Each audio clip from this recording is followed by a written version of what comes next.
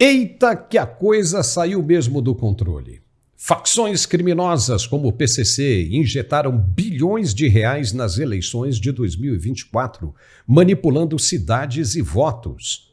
Um outro escândalo sacode a corte brasileira. A deputada Bia Kicis acusa o ministro relator de crime de responsabilidade em uma manobra contra Alexandre Ramagem. Será o fim da linha para o tribunal? E mais, Lula mente descaradamente em Moscou sobre a corrupção no INSS, tentando culpar Bolsonaro. E em Genebra, Estados Unidos e China selam um acordo comercial histórico, enquanto Zelensky confirma a reunião com Putin na Turquia. O programa de hoje está muito quente. Fique por aqui, que a gente volta logo depois do recado de nosso apoiador. Se liga aí, até já! Eu sou a dona Terezinha, estou gostando muito do medicamento, estou chorando de alegria, que eu achei que eu não ia encontrar um remédio que ia fazer o efeito que está fazendo. Eu tenho muito que agradecer a vocês e pedir, tem muita gente querendo pedir também. Muito obrigado por tudo, viu? Recebi direitinho.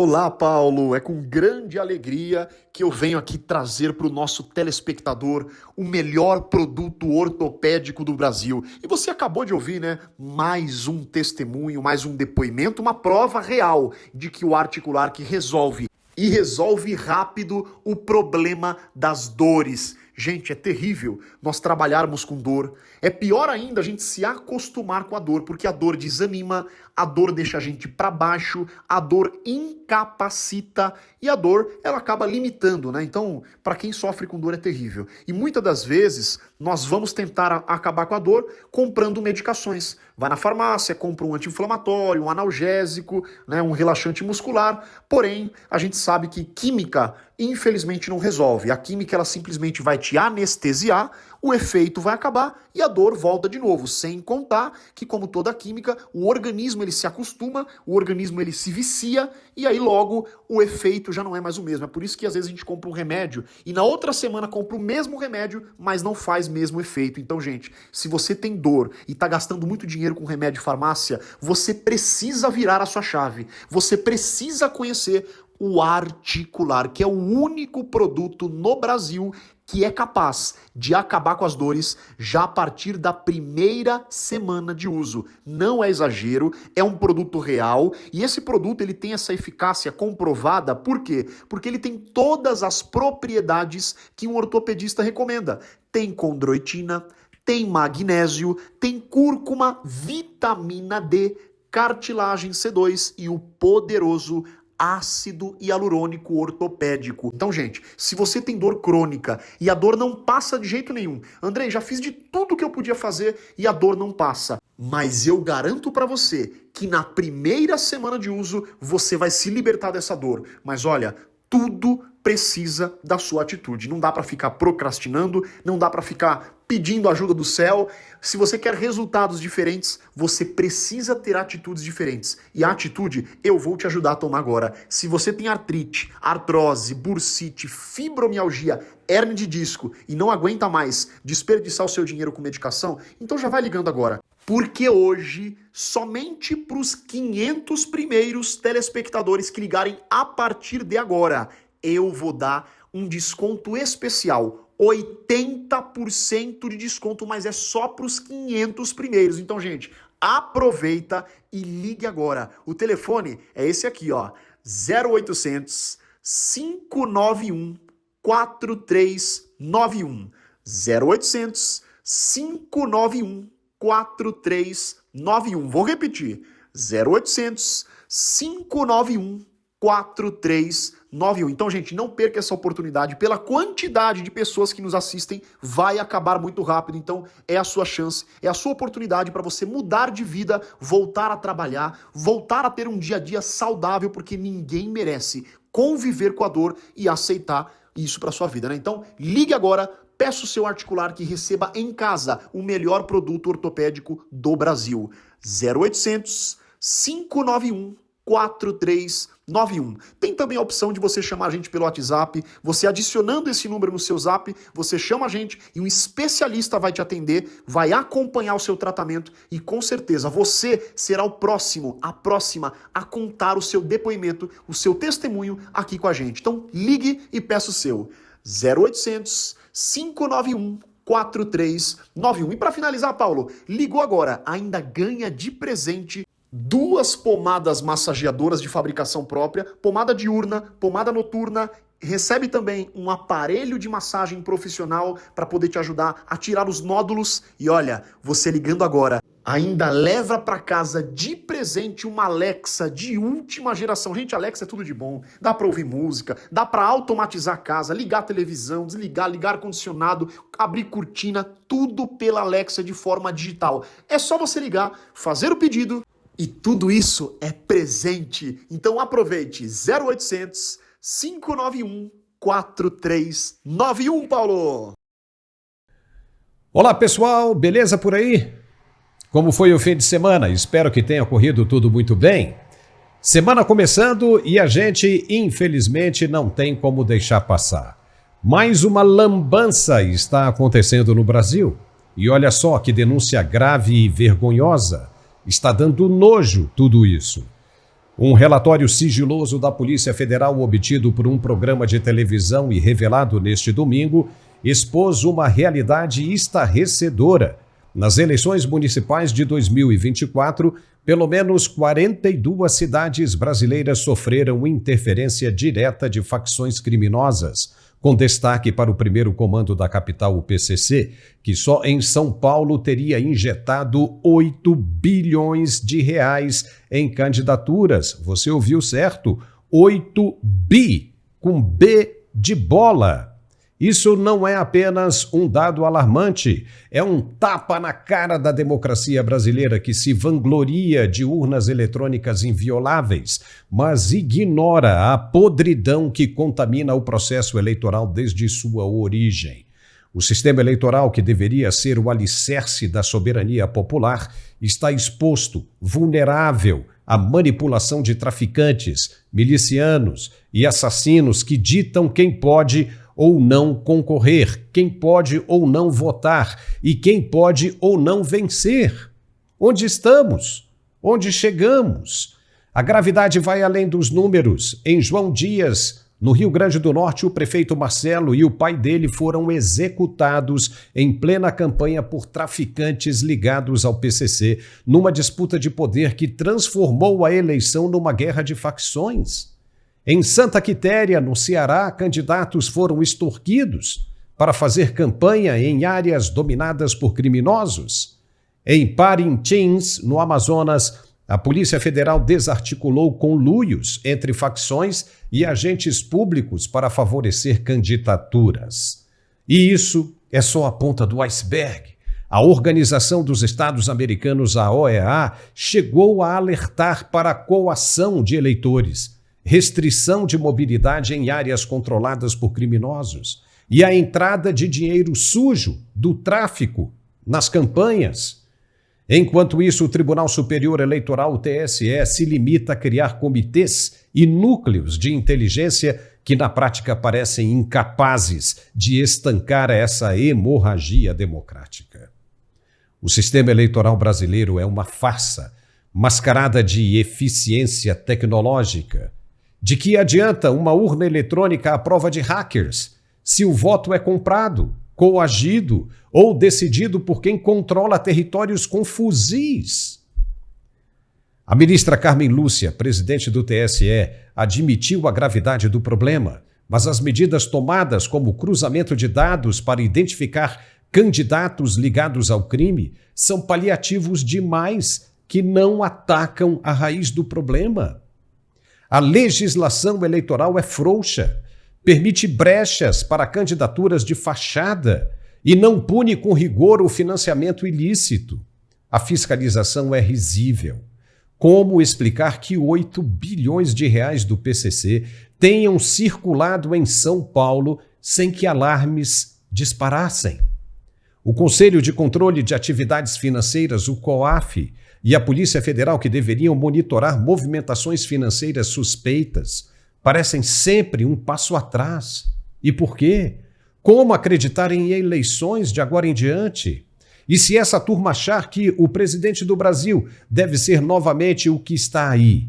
E pior, o PT, do PT, como é que vai ficar a situação?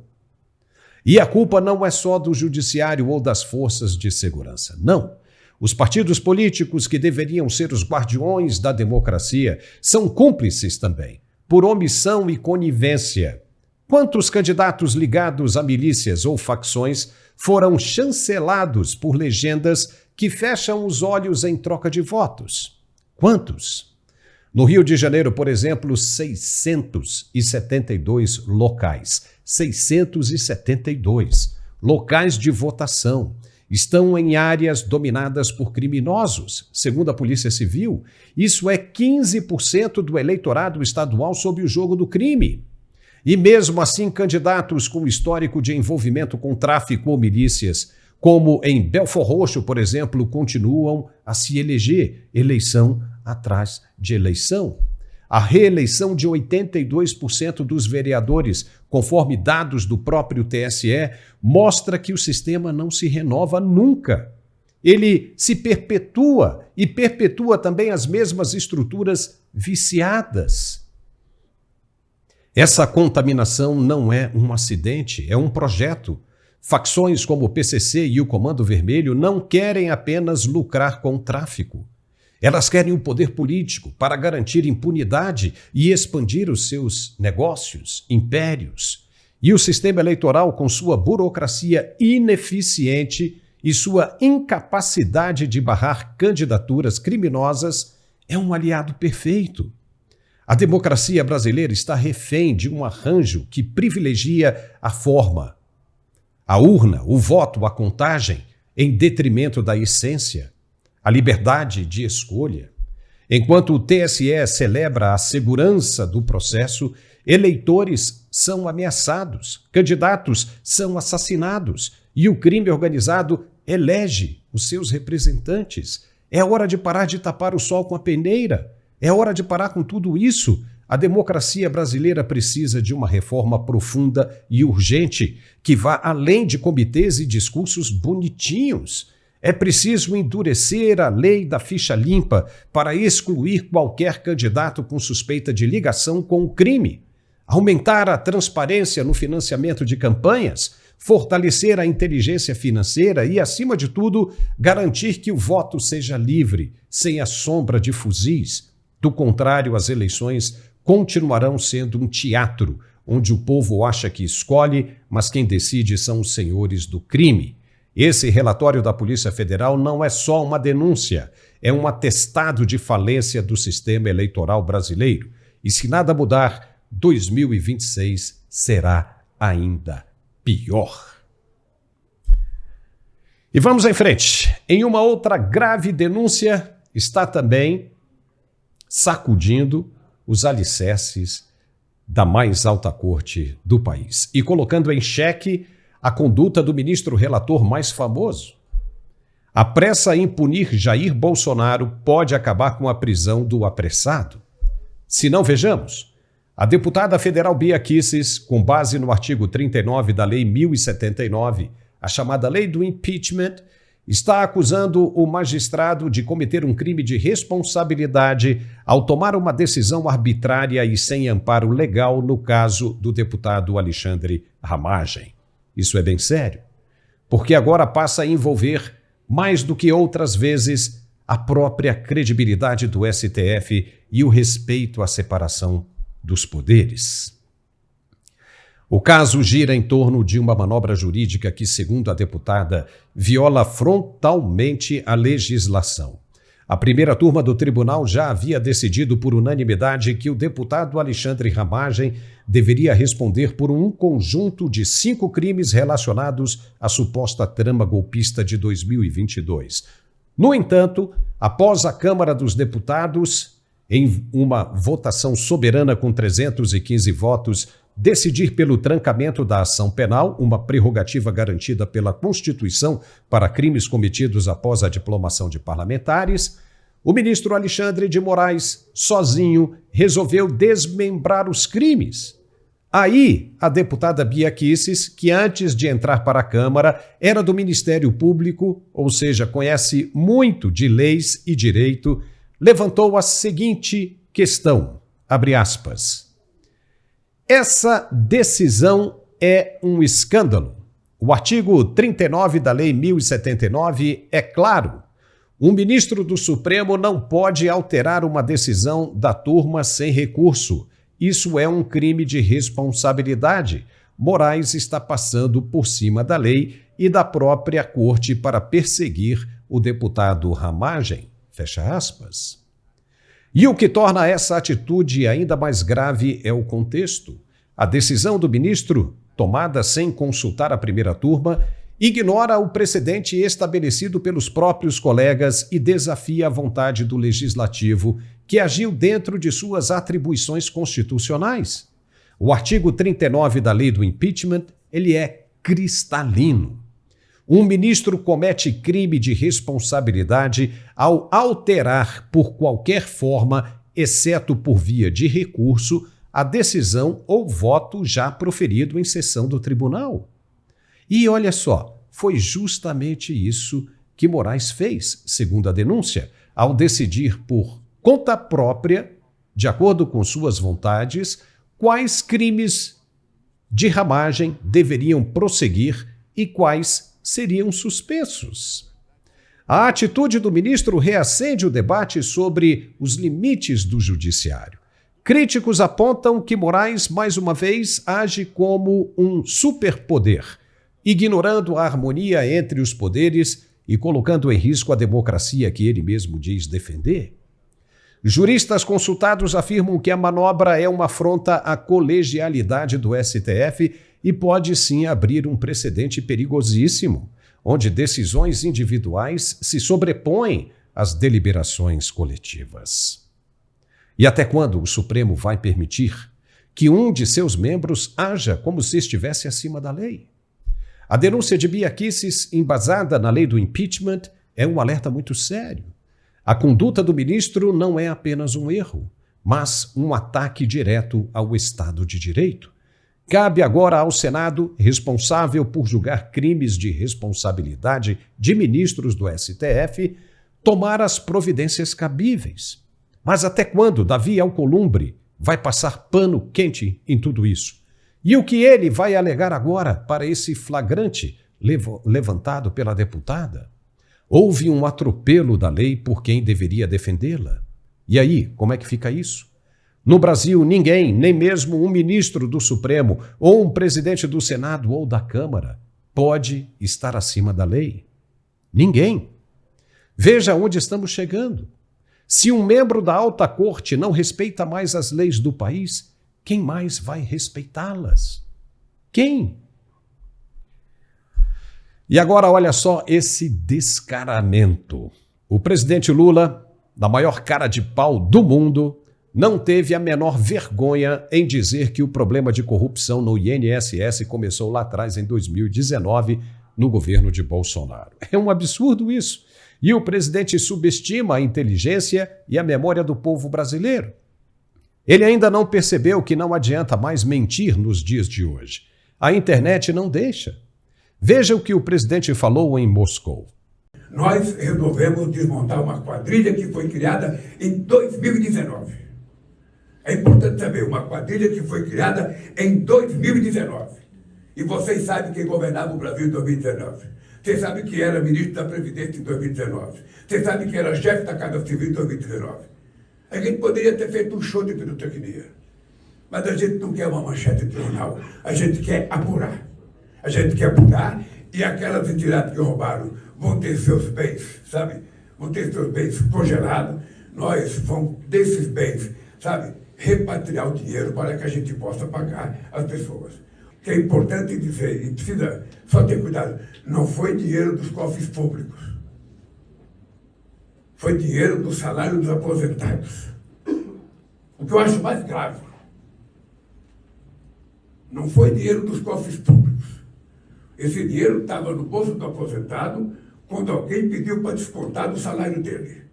Então o crime foi um assalto a aposentados, aposentadas e pensionistas desse país. Eles não foram no cofre do INSS, eles foram no bolso do povo. É isso que nos deixa mais revoltados. E é por isso que nós vamos a fundo para saber quem é quem nesse jogo. Viu aí? Essa declaração de Lula em Moscou, atribuindo o início da corrupção no INSS ao governo Bolsonaro, é não apenas uma distorção histórica, mas sim uma demonstração de cinismo político. Lula parece contar com a amnésia coletiva para reescrever o passado, ignorando que os escândalos de corrupção no INSS têm raízes profundas no próprio governo dele. Durante o primeiro mandato, 2003 e 2010, esse moço aí, o ministro Paulo Bernardo, que comandou o planejamento de 2005 a 2011 e depois as comunicações no governo Dilma, foi protagonista de um esquema escandaloso. Preso em 2016 na Operação Custo Brasil, Paulo Bernardo foi acusado de receber 7 milhões de reais em propinas para beneficiar a Consiste, empresa que desviava recursos diretamente das contas de quem? De aposentados, por meio de contratos fraudulentos no INSS. Exatamente como está acontecendo agora. O esquema que lesou pensionistas e vulnerabilizou o sistema previdenciário operou com a conivência de figuras próximas ao PT, incluindo a então senadora Gleisi Hoffmann, cujo apartamento funcional em que morava foi alvo de busca policial em Brasília. Na época, o STF anulou as provas, alegando a inviolabilidade do imóvel, uma decisão conveniente que hoje já não encontra mais o mesmo respaldo jurídico. Mas as provas foram encontradas, estavam todas lá. Agora, olha a diferença. No dia 18 de janeiro de 2019, não tinha sequer 15 dias que Bolsonaro estava no poder. Ele, ainda agora presidente, assinou uma medida provisória para combater justamente as fraudes no INSS. Ou seja, ele fez o papel dele, que foi derrubado depois no Congresso pela bancada de quem? Do PT e os outros partidos de esquerda. A disposição de Bolsonaro em combater a fraude foi registrada pela TV que hoje atua do outro lado. Veja como foi nesse registro de memória histórica. Aconteceu há 6 anos. Veja. O presidente Jair Bolsonaro assinou hoje uma medida provisória para combater fraudes em benefícios do INSS. A MP pretende tornar mais eficiente a análise de benefícios com indícios de irregularidade e a revisão dos benefícios por incapacidade. Em fevereiro de 2018, havia cerca de 950 mil processos com sinais de irregularidade. O governo vai pagar uma gratificação de R$ 57,00 por processo aos servidores que concluírem a análise de casos pendentes. Outro programa vai revisar benefícios concedidos por incapacidade mantidos sem perícia há mais de 6 meses. Os peritos receberão um bônus por perícia extra realizada. No último pente fino, que começou em 2016, 1.200.000 benefícios foram revisados. Desse total, a metade foi cortada, porque o INSS constatou irregularidades. A MP vai aumentar o rigor na concessão da pensão por morte. A partir de agora, serão exigidos documentos que comprovem o tempo da união estável e da dependência econômica. Outra mudança, os dependentes vão ter menos tempo para pedir o benefício retroativo em pensão por morte. Hoje, é possível receber até 5 anos de benefício retroativo. Esse prazo cai para 180 dias no máximo. Já o auxílio reclusão vai ser pago somente aos dependentes de presos em regime fechado e com renda familiar inferior a R$ 1.400. Além disso, o preso terá que ter contribuído por no mínimo 2 anos ao INSS. E se não estiver contribuindo no momento da prisão, não terá acesso ao benefício. Hoje, tem direito ao auxílio o dependente de presos nos regimes fechado e semiaberto. O trabalhador rural não vai mais poder usar declaração de sindicatos para pedir aposentadoria. A comprovação terá que ser feita por meio de autodeclaração confirmada por entidades públicas credenciadas ao Pronater, o programa do governo voltado à assistência rural. O governo também quer agilizar a recuperação de valores depositados na conta de segurados ou pensionistas que já morreram e a família não informou ao INSS. Os beneficiados deverão anualmente comprovar estarem vivos. A medida provisória começa a valer imediatamente. O governo estima que em 12 meses vai economizar quase 10 bilhões de reais. Eita, viu aí? O presidente Bolsonaro fez tudo certinho. Se essa medida provisória tivesse continuado, hoje, muito possivelmente, nós não teríamos esse rombo todo no INSS. Então, vamos contextualizar. Os desvios no INSS sob a gestão petista não são meras acusações, mas fatos investigados e comprovados com ramificações que atingiram o coração do governo Lula. Atribuir a corrupção no INSS a Bolsonaro é uma tentativa descarada de desviar o foco das responsabilidades do PT.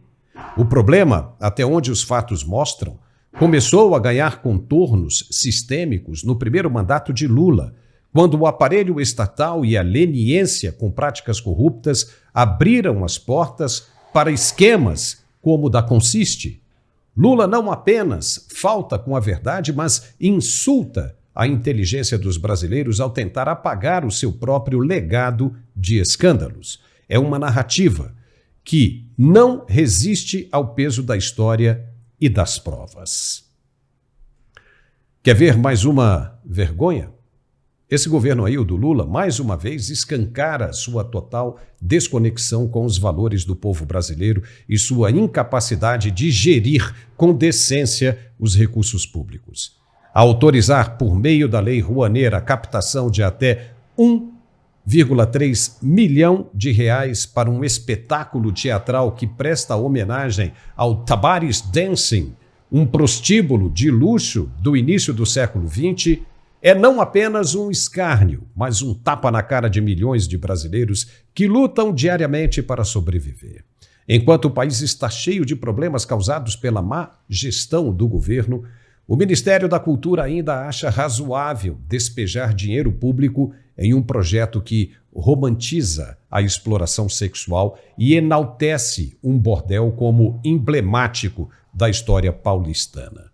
É inaceitável que o governo, sob o pretexto de incentivo cultural, endosse a glamorização de um espaço historicamente ligado à marginalidade e à objetificação das mulheres. A proposta, que se diz crítica e artística, não passa de uma tentativa torpe de justificar o injustificável, maquiando com verniz cultural a exaltação de um ambiente que, por mais que fosse frequentado pela elite da época, era palco de práticas que hoje reconhecemos como profundamente problemáticas, inclusive defendidas pelo próprio governo e sua agenda globalista.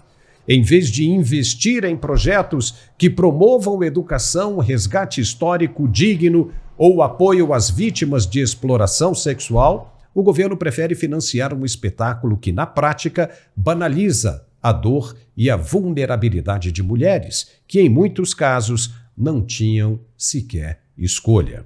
A Lei Rouanet, que deveria ser um instrumento para democratizar o acesso à cultura e valorizar a identidade nacional, se transformou sob a gestão petista em um balcão de favores para projetos de gosto duvidoso e elitismo cultural. Como justificar ao contribuinte que paga impostos suados que seu dinheirinho de todo mês está sendo usado para reimaginar a trajetória de um prostíbulo? Como? Lula e sua trupe estão mostrando que suas prioridades estão completamente desalinhadas com as necessidades do povo brasileiro. É mais uma prova de que este governo não apenas despreza o cidadão comum, mas também insiste em impor uma agenda cultural desconexa, que privilegia narrativas questionáveis em detrimento de iniciativas que poderiam realmente transformar vidas. Chega de desperdício, Chega de desrespeito. O povo brasileiro merece um governo que trate o dinheiro público com seriedade e que invista em cultura de verdade, não em espetáculos que envergonham a nação. Lula e seu Ministério da Cultura precisam explicar direitinho por que acham que um cabaré é mais digno de apoio do que escolas, hospitais ou museus. E mais ainda, como explicar o que fez em Moscou? Lula protagonizou um dos episódios mais vergonhosos da diplomacia brasileira, ao participar das celebrações do Dia da Vitória em Moscou. Enquanto o mundo democrático condena a Rússia pela invasão brutal da Ucrânia, o presidente brasileiro escolheu se alinhar a um desfile de tiranos, posando inclusive ao lado de alguns dos líderes mais sangrentos do planeta. Lá estavam, lado a lado, ombro a ombro, Xi Jinping, o ditador chinês que esmaga liberdades em seu país, Nicolás Maduro, o déspota venezuelano que afundou o seu povo na miséria, Miguel Díaz-Canel, fantoche do regime cubano que sufoca dissidentes, e uma coleção de autocratas africanos e asiáticos, como Denis Nguesso, do Congo, e outros líderes de regimes opressores que mancham o continente com corrupção e violência. Essa confraternização não foi um ato isolado. Lula já demonstrou ao longo de sua carreira uma afinidade perturbadora com regimes autoritários. Em 2023, por exemplo, ele se reuniu com 13 ditadores, incluindo o saudita Mohammed bin Salman, acusado de ordenar o esquartejamento de um jornalista, e Ibrahim Raisi, do Irã, representante de um regime teocrático que reprime mulheres e minorias. A presença em Moscou, assistindo a um desfile militar que glorifica o Kremlin, enquanto tanques russos massacram ucranianos, é uma afronta a qualquer brasileiro que valoriza verdadeiramente a democracia. Lula, que vive bradando contra golpes no Brasil, parece muito confortável ao lado de líderes que assassinam opositores, que censuram a imprensa e pisoteiam direitos humanos por onde passam. E ainda tem gente que acha tudo isso muito normal. Ele estava com ditadores sanguinários. O que faz os outros pensarem que ele é diferente? Se ele estava sentado juntamente com os outros. O quê? Daqui a pouco nós vamos falar mais sobre o Internacional, que também está bem interessante. É daqui a pouco, depois do recado de nosso apoiador. Até já. Em algum momento da vida, muitos homens enfrentam dificuldades que impactam diretamente sua rotina, autoestima e relacionamentos. Falta de ereção, ejaculação precoce, queda na libido. Esses sinais, muitas vezes silenciosos, acabam afetando o bem-estar físico, emocional e até social. A boa notícia é que a ciência evoluiu e com ela surgiram novas soluções eficazes. Apresentamos Max Viril Supreme, um suplemento avançado desenvolvido com 3 das tecnologias mais modernas de absorção disponíveis atualmente: nanotecnologia, tecnologia lipossomal e líquidos iônicos.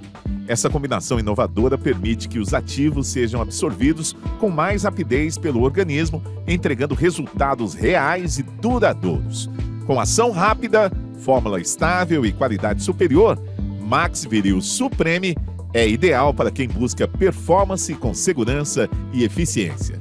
Ligue agora para 0800 323 0090 e peça o seu. Além de eficaz, Max Viril Supreme é extremamente prático. São pastilhas mastigáveis, com sabor marcante, que se encaixam facilmente na sua rotina diária, sem complicações. Com uso regular, você vai ter mais controle da ejaculação precoce, combate à disfunção erétil, maior libido e disposição. E o melhor, hein? Se você ligar agora, você vai ter 60% de desconto, frete grátis e ainda vai ganhar um barbeador de presente. É isso mesmo, um pacote completo de benefícios pensado especialmente para você. Eficiência, conveniência e um presente exclusivo para quem decide agir agora. Max Viril Supreme vai além da performance. Ele representa um passo importante na direção do equilíbrio, da autoconfiança e da qualidade de vida. Porque não se trata apenas de desempenho, é sobre retomar o controle da sua vida íntima e do seu bem-estar. Nosso atendimento é confidencial, a entrega é sigilosa e o produto é autorizado e seguro. Com eficácia comprovada, Max Viril Supreme já mudou a vida de milhares de homens em todo o Brasil. Agora é a sua vez. Ligue 0800 323 0090 e receba orientação com total descrição. Nosso time está pronto para te atender. E atenção, hein? Ligando agora, você tem direito à promoção. 60% de desconto, mais frete grátis e ainda vai levar um barbeador de presente. Não adie mais sua decisão. Recupere sua confiança, seu vigor, a sua vida com Max Viril Supreme. O nome diz tudo. Ligue agora, 0800 323 0090. E voltamos a analisar a situação do presidente brasileiro na viagem que fez à Rússia. A situação não anda nada boa para Lula, nada. Veja que a esposa dele, Janja, foi uma semana antes carregando um monte de malas. E isso tem causado desconfiança por parte de muita gente no Brasil, inclusive da oposição e até da Polícia Federal. Por que Lula decretou sigilo absoluto das viagens de Janja? Veja que as investigações da Polícia Federal têm revelado que muito do dinheiro desviado do INSS saiu do Brasil em malas cheias de notas de R$100. E como essas malas passaram pelos aeroportos? Só se foram em voos oficiais que não precisam passar por inspeção alfandegária. Aí sim, se justificaria o envio dos recursos ilegalmente para o exterior.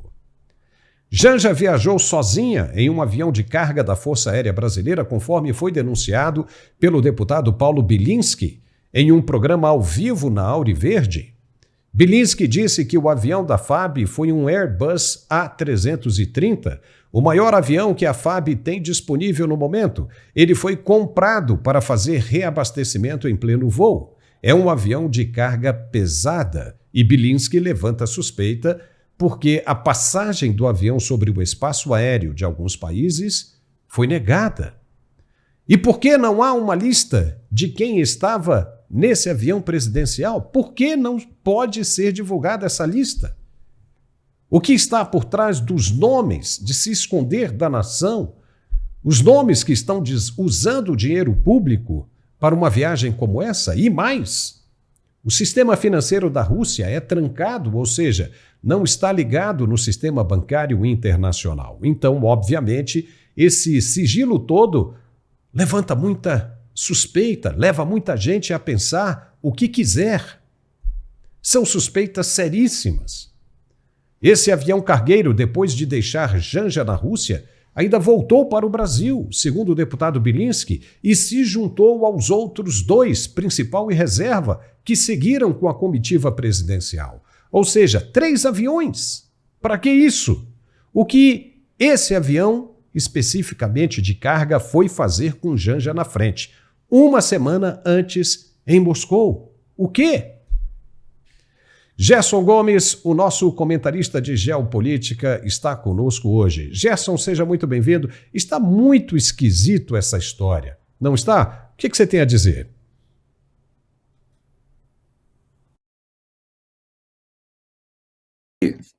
O meu microfone estava fechado. Bom estar de novo com você, Paulo. Muito bom retornar à nossa audiência do Mundial Telenotícias depois de um final de semana com muitas notícias no internacional.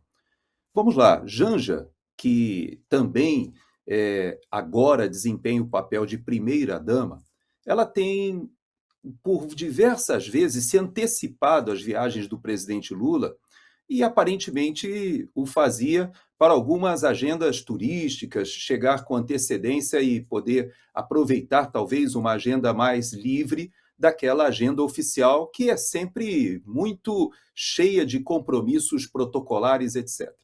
Agora, de um tempo para cá, existem comparações que estão sendo feitas com outro relacionamento amoroso do presidente Lula, lá do passado, que nós lembramos que era a Rosemary Noronha, toda a nossa audiência lembra, porque ela acabou condenada também por crimes e foi inclusive impedida por 8 anos de desempenhar cargos públicos, cargos junto à administração pública, mas agora, recentemente, ela solicitou, no final do ano passado, autorização para voltar a ser nomeada, e não sabemos se, a essa altura, já que existe tanto sigilo no governo Lula, se ela já voltou a ser nomeada, até como uma retribuição aos seus serviços prestados ao presidente Lula naquela época.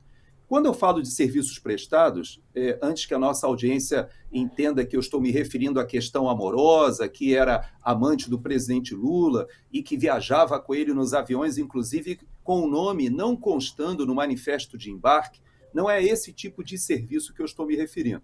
Eu me refiro especificamente ao serviço financeiro, porque, à época, foi comprovado que, sim, ela movimentou grandes quantidades financeiras, fez intermediação de contatos do presidente Lula com outras pessoas, e houve bastante notícia à época, e dados foram trazidos às investigações falando sobre movimentações, inclusive no exterior, viagens no exterior, depósitos feitos no exterior, transações financeiras e depósitos feitos em Portugal, por exemplo, apareceram em investigações lá em Portugal.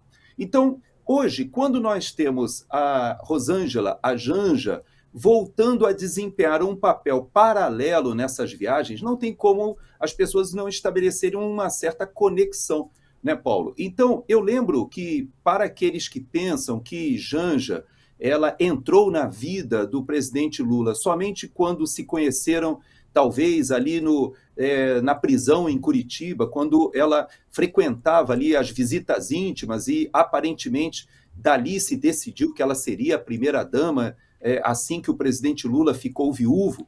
Eu quero dizer que um seguidor me enviou isso sexta-feira, eu até já compartilhei isso com alguns dos meus seguidores nas minhas redes sociais, no X, ali no @GersonGomes no Twitter, no X.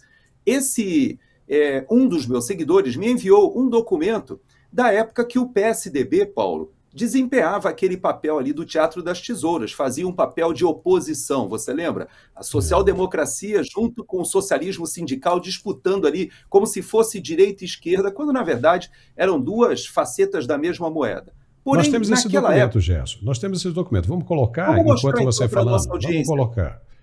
Vê se é esse documento. Eu vou aproveitar, vou ler no ar aqui para que a gente entenda. Nesse documento, a gente vê que foi feito um requerimento.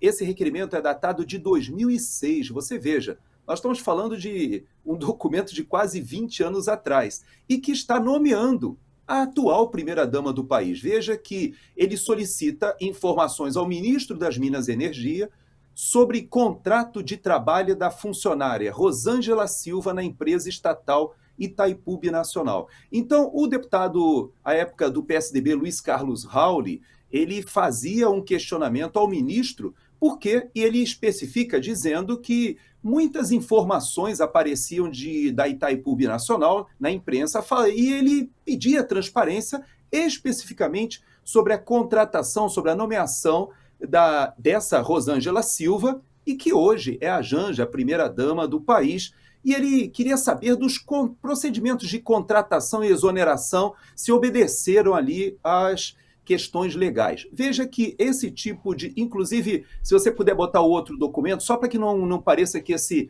documento é um documento apócrifo, né? Na verdade, aí tem a numeração, né, do documento, que foi enviado pela Câmara dos Deputados. Então, esse documento, eu acho muito importante a gente lembrar que, na época, tá bom, pode retirar, só para que a gente lembre que esse tipo de investigação, Paulo, de 20 anos atrás, já nos mostra que o PSDB sabia que Rosângela Silva, a Janja, não era apenas uma funcionária de segundo escalão, havia algum interesse do Partido dos Trabalhadores ali em Itaipu Binacional. A gente sabe de muita coisa e deveria inclusive ensejar uma CPI só de Itaipu, do dinheiro agora mesmo que a gente vê, e podemos até comparar, porque Itaipu, no governo Bolsonaro, com o dinheiro de Itaipu, foi duplicada a pista lá do aeroporto de Foz do Iguaçu, foi construído 2 pontes, ligando uma segunda ponte aí, ligando o Paraguai, ligando a Argentina ali em São Borja também.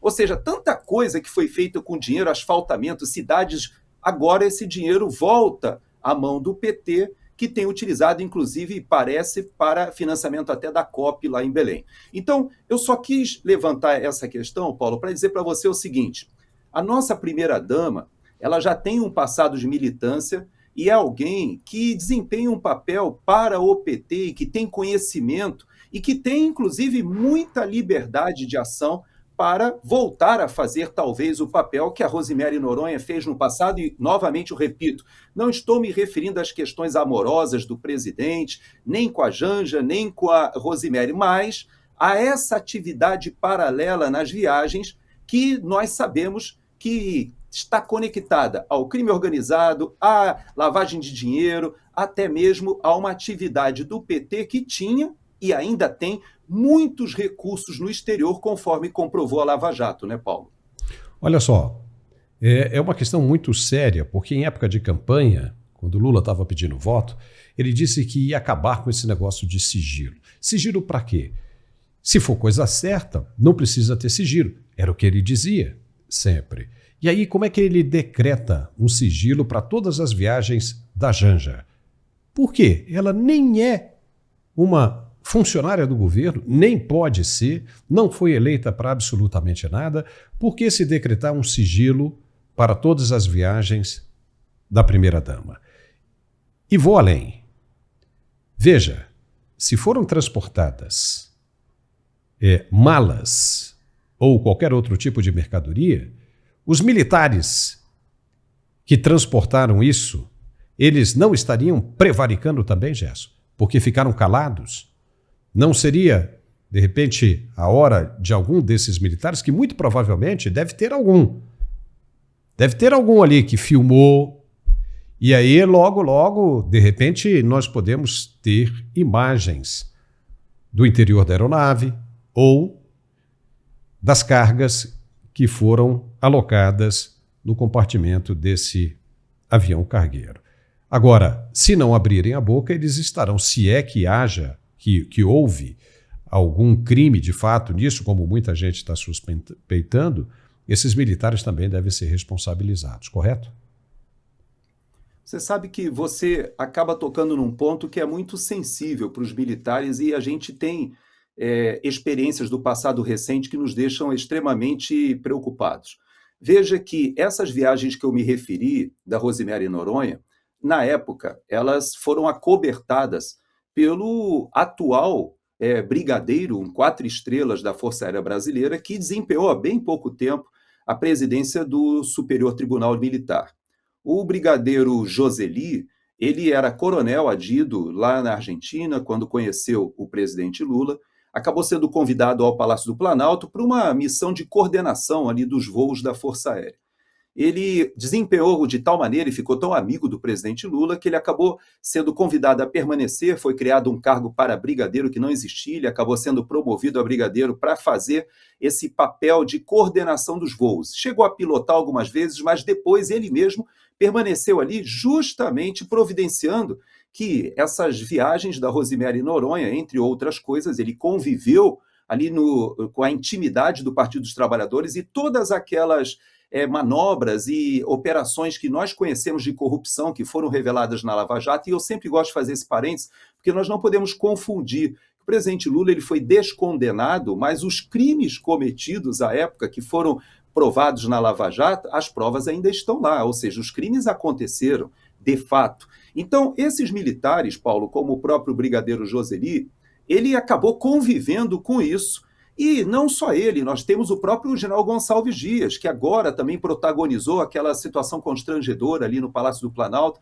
que até hoje não foi explicada, a maneira como ele se portou ali na invasão do Palácio do Planalto, mas também ele foi responsável, à época, pela segurança, tanto dali do presidente Lula, depois com a presidente Dilma, permaneceu no Palácio do Planalto. Então, esses militares, quando eles participam da vida íntima de um grupo que, segundo o nosso atual vice-presidente, caracteriza um grupo que retorna ao local do crime, é obviamente que esses militares ficam expostos a esse tipo de atitude. E como você disse, ou eles têm uma disciplina intelectual e desempenham aquela função e, de certa maneira, vão presenciar alguns crimes e têm que se calar, e como você bem coloca, as tripulações das aeronaves, e não é só com a Janja não, viu, Paulo? Veja que o Supremo Tribunal Federal foi instado e já estourou o seu prazo, pela lei que fala sobre transparência, sobre as informações do serviço público, a informar quais são os ministros do Supremo Tribunal Federal que têm voado em aeronaves militares e com quem, e se negaram. Então você veja que são os pilotos, são os praças que estão ali fazendo o apoio, existem inclusive praças que fazem um serviço de comissaria, ou seja, que estão ali dentro dessas aeronaves fazendo um apoio. E a gente acaba transformando a nossa Força Aérea numa verdadeira empresa de transporte de autoridades, muitas vezes se deslocando ao arrepio da lei, ou de uma maneira sem transparência, ou como você bem disse, quem sabe até transportando ou fazendo operações que possam ser consideradas ilegais. Então, isso é muito grave. A nossa Força Aérea hoje está sendo submetida a isso, e os militares, e a nossa Força Aérea em especial, eu fico com muita pena, realmente. Eu não gostaria de estar nessa situação, porque foram, por exemplo, obrigados a receber Nicolás Maduro numa base aérea com honras militares. Você veja que existem vários militares que estão sendo cerimônias entregando condecorações que são impostas pelo Palácio do Planalto. Poucas pessoas sabem que quando essas condecorações são entregues, Paulo, nessas cerimônias do Exército, da Marinha, da Força Aérea, essa relação é passada pela Casa Civil, porque são condecorações que o presidente da República está dando por intermédio dos comandos militares. E é constrangedor. Nós temos aí o capitão Cueca recebendo, temos várias pessoas que no passado estiveram envolvidas. Agora, recentemente, vimos uma medalha que foi entregue ao presidente do INSS logo dias antes dele ser acusado dos casos de corrupção. Então, a gente está vendo uma desmoralização das Forças Armadas, Paulo, por convivência com esse grupo, que, embora muita gente queira dizer que é simplesmente um retorno de um grupo político, uma alternância do poder, para nós brasileiros, o que nós temos é aquilo que o vice-presidente falou. É, de fato, um grupo que retorna ao ambiente, ao local do crime que toda a nação já conheceu muito bem, né, Paulo? Olha, muita sujeira, né, Gerson? Muita sujeira. O Brasil acabou virando um lixão. Um lixão. A administração pública brasileira acabou virando um lixão. Dá nojo tudo isso. Fica por aí, Gerson, que a gente tem mais um recado de nosso apoiador e volta logo na sequência. Esse recado é para quem está sofrendo de queda de cabelo. O Hairvic é a solução sem ter de fazer implante. É bem legal e vale a pena prestar atenção. Se liga aí que eu volto já, é rapidinho.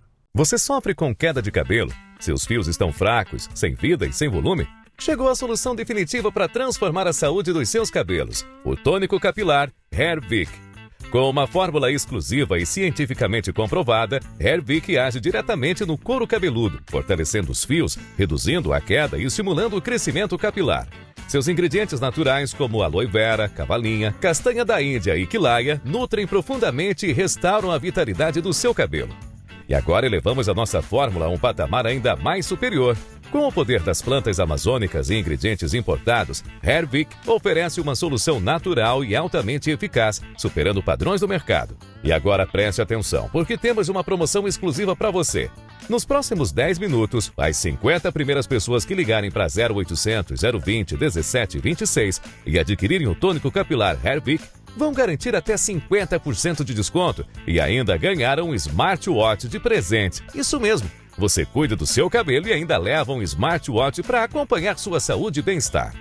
Não perca tempo, ligue agora 0800 020 17 26 e aproveite essa oferta incrível. Mas corra, porque essa promoção é exclusiva para as primeiras 50 ligações. Ligue agora para 0800 020 17 26. Além disso, a linha Hairvic Suite conta com a exclusiva neurofragrância, cientificamente comprovada para ativar regiões do cérebro que combatem o estresse, proporcionando uma experiência de bem-estar enquanto você cuida dos seus cabelos.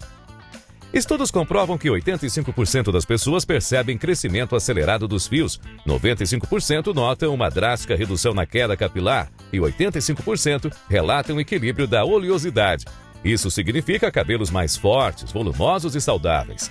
Hairvic foi desenvolvido com nanotecnologia para garantir a absorção profunda dos nutrientes, ativando os bulbos capilares e promovendo um crescimento mais rápido e eficaz. E o melhor, é um produto fácil de usar. Basta aplicar no couro cabeludo de 2 a 3 vezes ao dia, massagear levemente por alguns segundos e pronto. O tratamento está feito. E para potencializar seus resultados, combine o Hairvic com o shampoo 2 em 1 da mesma linha. Ele limpa profundamente, hidrata e equilibra a oleosidade do couro cabeludo, deixando os fios mais soltos e saudáveis. Possui uma textura leve e refrescante, removendo o excesso de oleosidade sem ressecar os fios. Além disso, promove um brilho notável e melhora significativamente o aspecto geral dos cabelos. Uma combinação perfeita para um cabelo incrível. E agora preste atenção, porque temos uma promoção exclusiva para você. Nos próximos 10 minutos, as 50 primeiras pessoas que ligarem para 0800 020 17 26 e adquirirem o tônico capilar Hairvic vão garantir até 50% de desconto e ainda ganhar um smartwatch de presente. Isso mesmo! Você cuida do seu cabelo e ainda leva um smartwatch para acompanhar sua saúde e bem-estar. Não perca tempo, ligue agora 0800 020 17 26 e aproveite essa oferta incrível. Mas corra, porque essa promoção é exclusiva para as primeiras 50 ligações. Ligue agora para 0800 020 17 26 e aproveite. Cabelos mais fortes, volumosos e saudáveis esperam por você. Já estamos de volta depois de meses de escalada nas tensões, tarifas bilionárias e troca de acusações entre as duas maiores economias do mundo. Estados Unidos e China finalmente chegaram a um acordo comercial.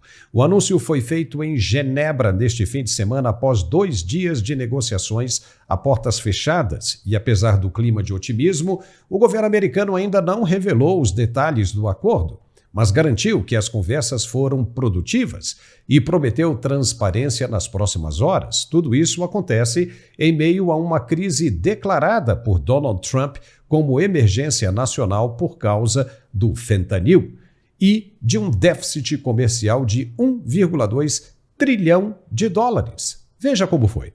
I'm happy to report that we made substantial progress between the United States and China in the very important trade talks. O secretário do Tesouro dos Estados Unidos, Scott Bessent, afirmou neste domingo que os representantes americanos chegaram a um acordo com a China para reduzir o déficit comercial. Ele demonstrou otimismo e prometeu mais detalhes após o encerramento de 2 dias de negociações em Genebra. We will be giving details tomorrow. But I can tell you that the talks were productive.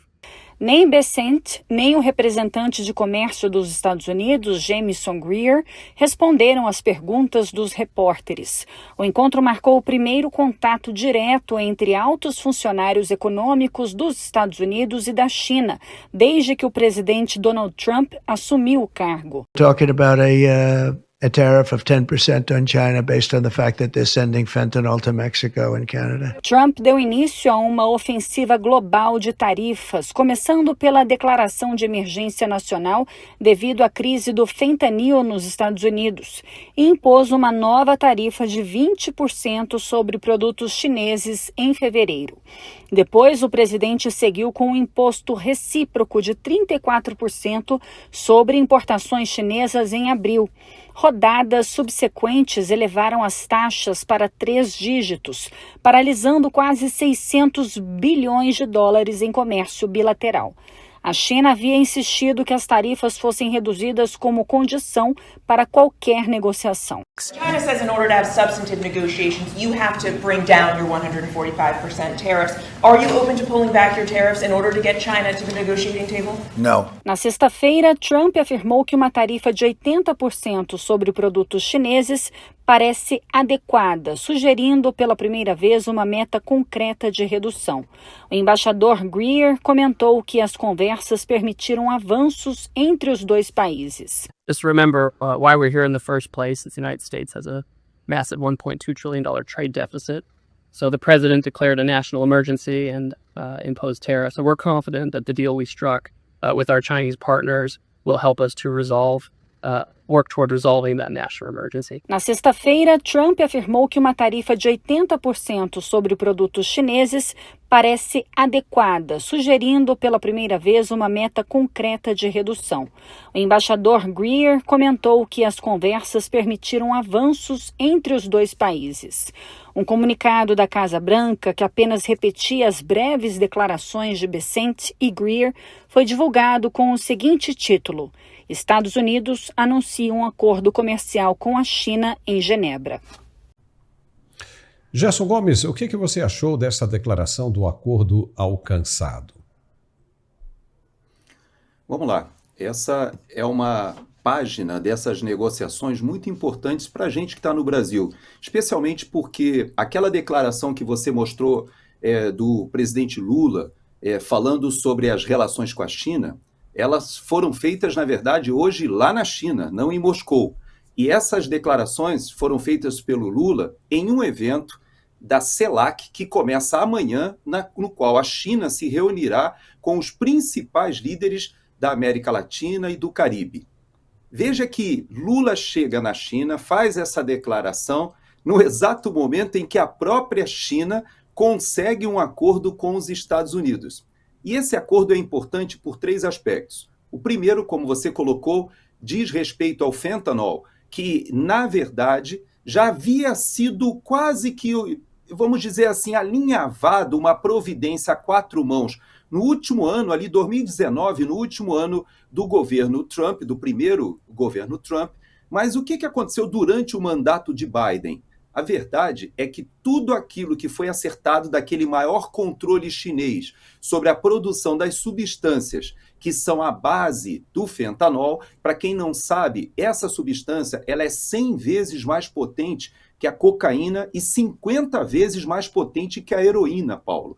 Ela tem uma utilização como uma espécie de medicação para casos terminais, casos que precisam aliviar a dor de pacientes muito específicos. No entanto, ela foi disseminada no mundo, é misturada com cocaína, fazem vários produtos ou subprodutos, e aqui nos Estados Unidos se virou uma epidemia, são mais de 100 mil mortes.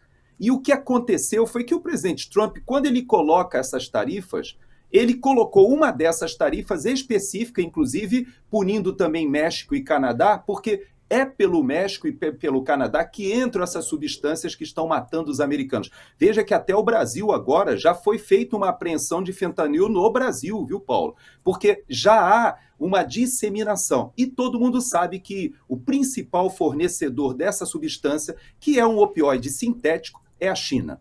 Então, quando o presidente Lula chega na China para essa reunião, lembrando que hoje 2/3 dos países da América Latina assinaram aqueles acordos da nova Rota da Seda, são acordos de infraestrutura. O Brasil também anuncia uma série de acordos de infraestrutura e de investimentos chineses no Brasil, ou seja, uma disputa regional em que os Estados Unidos agora voltam a negociar com a China em um momento quase que a sinalizar o seguinte para o presidente Lula: olha, você foi à Rússia, como você bem falou, e prestou aquele papelão, depois vai à China, como a dizer o seguinte: nós estamos fazendo uma opção geopolítica clara de descer do muro, na minha avaliação, do lado errado.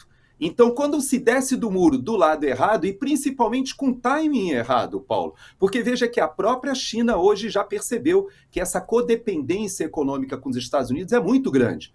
E o Brasil, que poderia se aproveitar desse momento de tensão entre Estados Unidos e China, mantendo uma posição mais inteligente, parece que resolveu se alinhar, seja na Rússia com Putin, como você muito bem falou, de uma forma completamente atabalhoada, haja vista que os 80 anos, nesse momento em que a guerra da Rússia e Ucrânia acontece, você comemorar em Moscou, quando você poderia ter comemorado no dia 8, como nós já falamos na sexta-feira, em algum país da Europa, na própria Inglaterra, na França, já que ele gosta tanto do Macron, na Itália, e quem sabe, se ele quisesse passar pela Rússia ali no dia 9, mas somente, exclusivamente participar da celebração na Rússia nesse momento da guerra foi muito, muito infeliz, Paulo. Então você tem toda a razão. esse momento em que a China busca esse acordo com os Estados Unidos, seja pelo fentanol, seja pelo comércio das tarifas que estavam inviabilizando o comércio entre China e Estados Unidos, e seja também por causa da logística mundial, porque, veja, grande parte das fábricas da China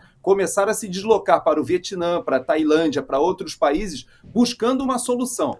E agora a China vai ao encontro dos Estados Unidos e deve chegar a um ponto. Veja que eles baixaram para 10%, os Estados Unidos ficaram com um número um pouco acima ali, ainda mantendo alguma coisa em relação à questão do que eles utilizam essa guerra tarifária também para uma questão fiscal aqui dos Estados Unidos, não vão abrir mão dessa possibilidade de aumentar o recurso e corrigir um pouquinho, né, Paulo? Porque a distorção com a China ainda é muito grande, mas serão 3 meses de negociações, principalmente para as barreiras não tarifárias, Paulo, essa que os chineses normalmente não abrem o jogo, e vamos ver se agora abrirão. Ô Gerson, já que você falou, nós temos a imagem do presidente na fala dele dizendo que vai ficar com a China, né, se depender dele, vai ficar com a China e coisa e tal. Ele já está se mostrando de que lado ele prefere nesse momento, nessa disputa comercial, ou seja, só se afastando. Nós temos a fala do presidente, nós vamos colocar agora para que você veja e a gente comenta, Gerson. Vamos ouvir. Se depender do meu governo e se depender da minha disposição, Brasil e China serão parceiros incontornáveis. A nossa relação será indestrutível, porque a China precisa do Brasil e o Brasil precisa da China, e nós dois juntos poderemos fazer com que o Sul global seja respeitado no mundo como nunca foi. Tá lascando o Brasil, né, Gerson? Tá lascando o Brasil totalmente, né? Rapidinho para a gente encerrar essa parte aí, Gerson. Na verdade, Paulo, não é só lascando o Brasil, o que é uma fala completamente fora de timing. E eu vou explicar por quê muito rapidamente. Porque o que ele está falando de sul global e de se juntar com a China, obviamente ele está se referindo a fazer um contraponto com os Estados Unidos. Mas no exato momento em que a China busca resolver essa questão comercial com os Estados Unidos, porque os Estados Unidos compram quase 40% da produção chinesa de manufaturados. O déficit comercial com os Estados Unidos é gigantesco. Já o Brasil não. O Brasil é um exportador, tem superávit com a China. Então, quando ele faz essa pegada meio ideológica, Paulo, eu posso te dizer que é de uma insensatez. Eu vou te dar só um exemplo.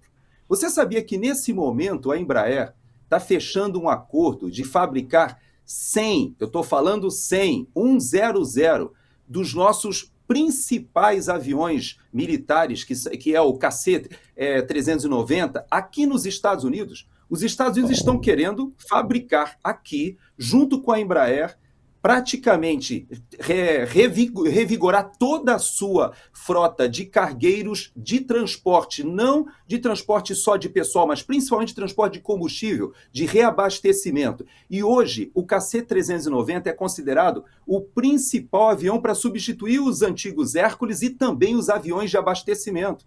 Então você vê que os Estados Unidos fornecem para o KC-390 mais de metade das peças. E a Embraer fechou um acordo com a Suécia, nós sabemos do caça Gripen, e nós temos várias peças que são americanas. Nós temos toda a nossa indústria, Paulo, o nosso sistema financeiro conectado com o Ocidente. Então, quando o presidente Lula faz esses devaneios ideológicos do Sul global, eu posso te dizer uma coisa, você sabe por quê? E eu vou dar uma dica, e por favor, não interpretem isso aqui no Mundial Telenotícias como sugestão de investimento financeiro, não. Mas eu vou dizer uma coisa para vocês. Hoje vai ser o grande momento, esse período agora é um grande momento para você começar a pensar em comprar ações no Brasil. Sabe por quê, Paulo?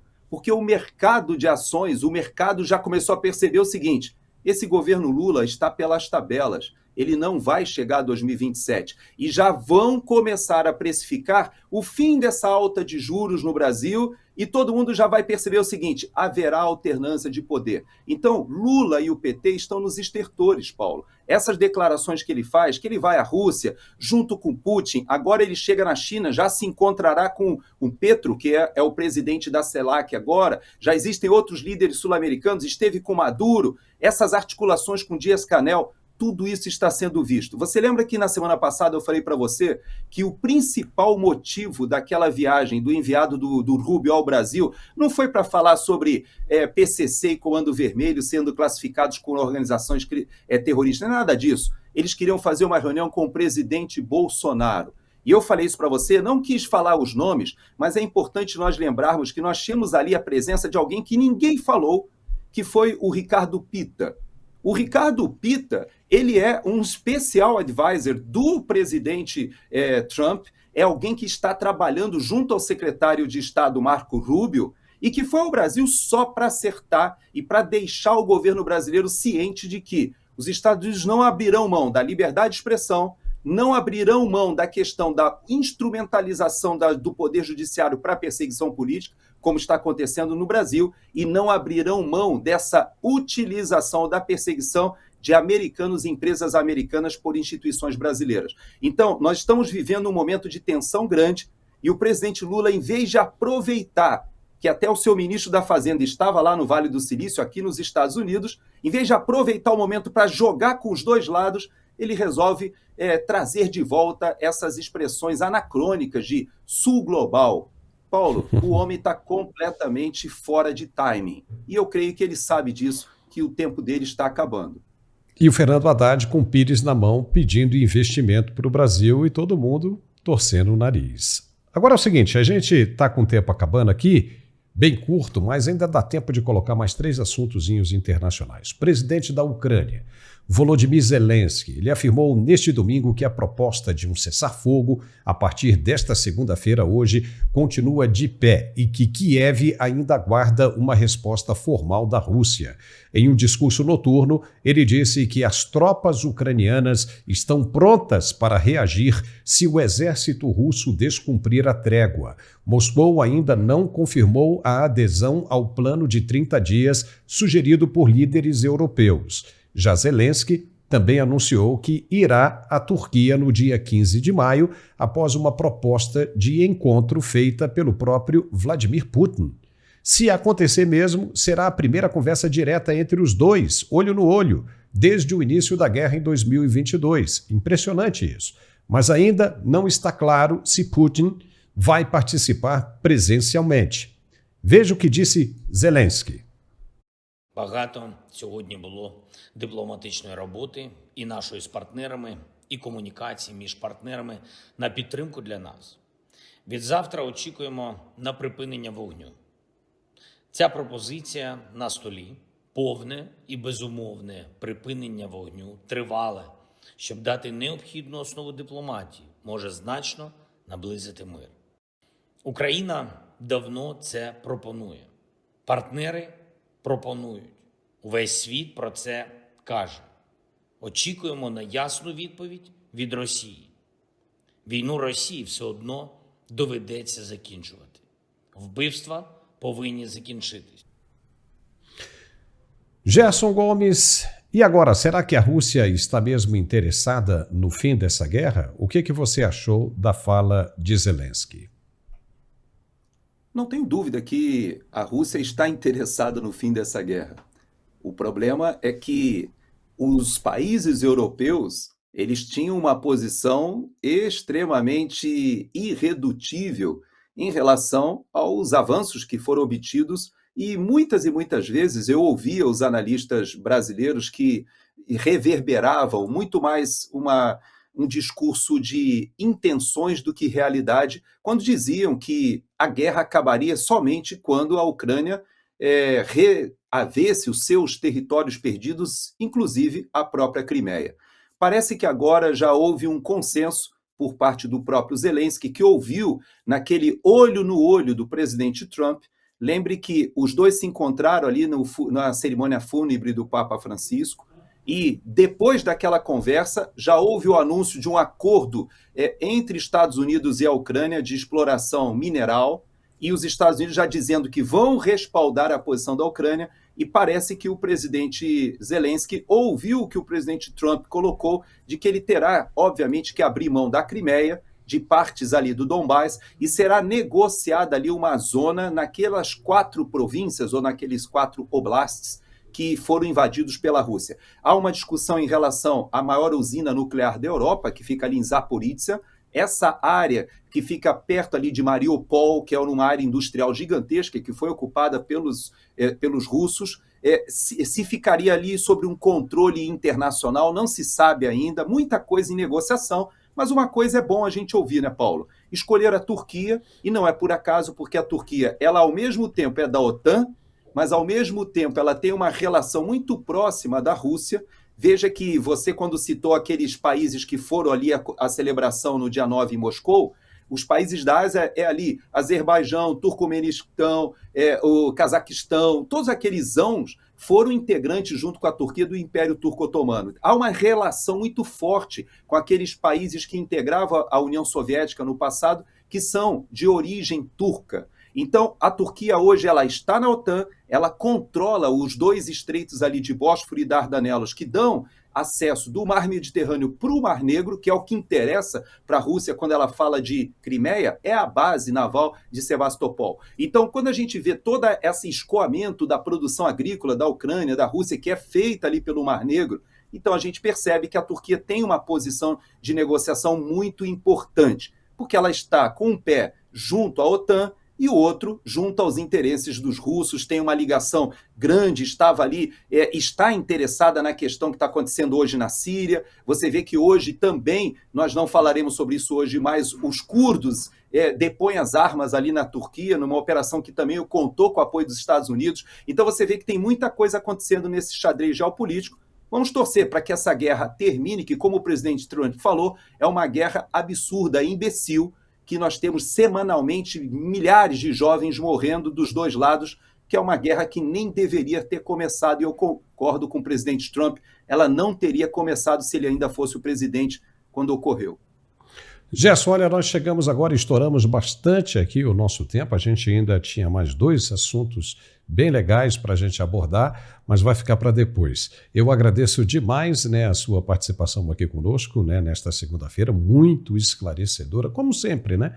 Como sempre, mas hoje o programa teve um quê especial, estava muito quente com tudo isso aí. Muitíssimo obrigado pela sua participação e eu te chamo aí de volta a qualquer momento, porque agora a velocidade das coisas acontecendo é gigantesca, né? Obrigado, viu, Gerson? Vamos sim. Quem sabe amanhã a gente faz um programa ao vivo. Temos amanhã a reunião da CELAC na China. Temos o acordo, né, que foi celebrado, que o presidente Trump anunciou, né, que ele conseguiu ali um cessar-fogo também entre Índia e Paquistão. Tem reflexos, inclusive, para o Brasil também, isso que aconteceu lá. A gente tem vários assuntos para comentar aí. Se podemos até, quem sabe, fazer um bate-papo amanhã ao vivo. Vamos lá. Vamos fazer. Beleza, eu vou te chamar. Obrigado, hein? Tchau. Muito bem, nós ficamos por aqui com esse programa de hoje. Se você gostou, nos dê um like e, super importante, se inscreva em nosso canal. Precisamos que você se inscreva cada vez mais. Precisamos chegar à nossa meta de 1 milhão de inscritos, porque a plataforma vê a relevância do conteúdo e espalha para um número cada vez maior de espectadores. Então, muitíssimo obrigado por você ter chegado até aqui e nós temos um encontro marcado amanhã ao meio-dia, ao vivo. E eu espero por vocês. Um forte abraço e até lá.